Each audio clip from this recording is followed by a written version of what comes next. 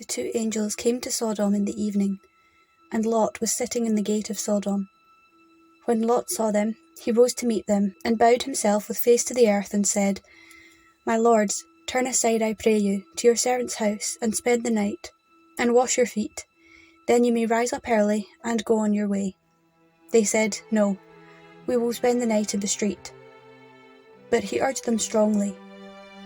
So they turned aside to him, and entered his house. And he made them a feast, and baked unleavened bread, and they ate.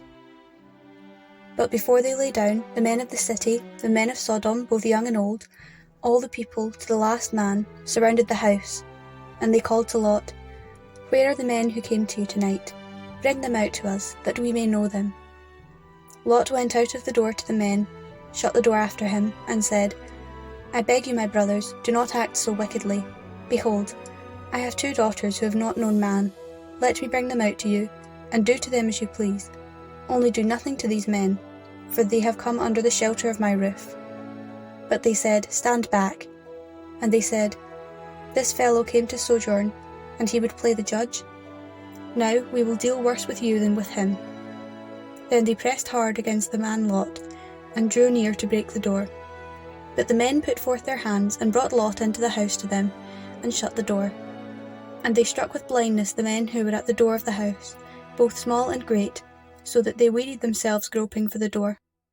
Then the men said to Lot, Have you anyone else here?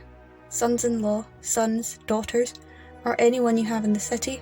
Bring them out of this place, for we are about to destroy this place, because the outcry against its people has become great before the Lord, and the Lord has sent us to destroy it. So the Lord went out and said to his sons-in-law who were to marry his daughters, Up, get out of this place, for the Lord is about to destroy the city. But he seemed to his sons-in-law to be jesting. When the morning dawned, the angels urged Lot, saying, Arise, take your wife, and your 2 daughters who are here, lest you be consumed in the punishment of this city.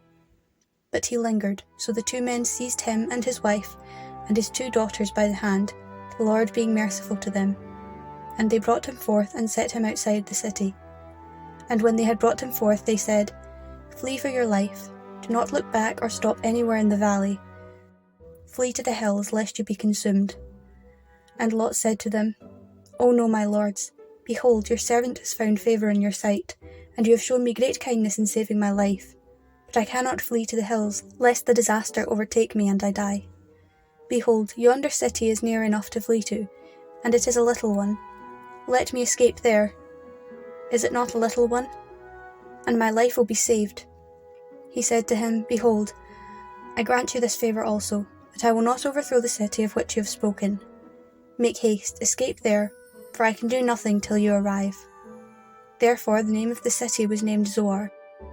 The sun had risen on the earth when Lot came to Zoar. Then the Lord rained on Sodom and Gomorrah brimstone and fire from the Lord out of the heaven. And he overthrew those cities and all the valley, and all the inhabitants of the cities, and what grew on the ground. But Lot's wife behind him looked back, and she became a pillar of salt.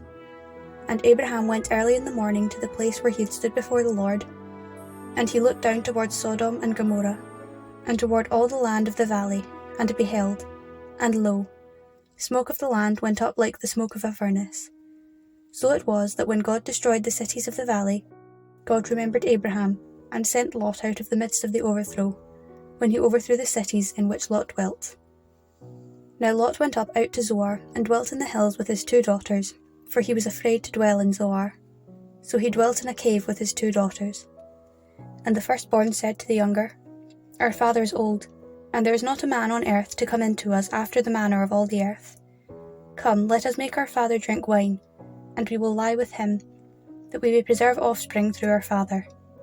So they made their father drink wine that night, and the firstborn went in, and lay with her father.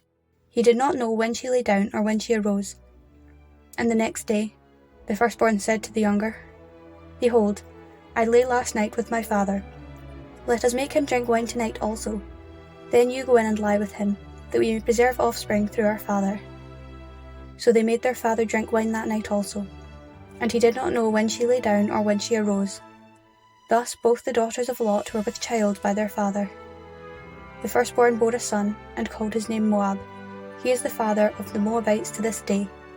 The younger also bore a son, and she called his name Ben-Ami. He is the father of the Ammonites to this day.